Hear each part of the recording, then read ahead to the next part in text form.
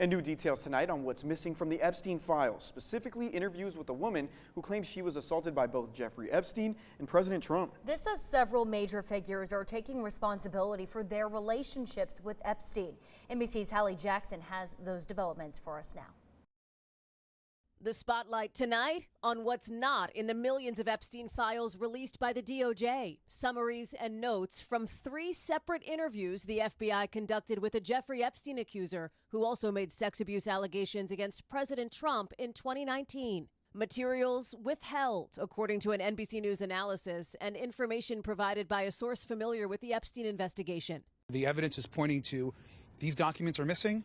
It's a survivor who has made serious allegations of the president, and that needs to be investigated. The Justice Department has said it produced all responsive documents, adding tonight it's reviewing files, and if any were improperly withheld, the department will publish it consistent with the law.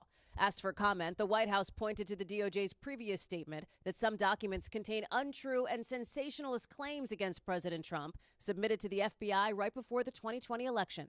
The president has not been charged with wrongdoing related to Epstein, but the controversy has shadowed his administration, including at the State of the Union, which some Epstein abuse survivors attended, invited by Democrats. We're here because we want accountability. The files illustrating Epstein's web of connections to some of society's most powerful, physicist Stephen Hawking, flanked by women in bikinis, and new fallout today. Former Treasury Secretary Larry Summers announcing plans to resign from Harvard.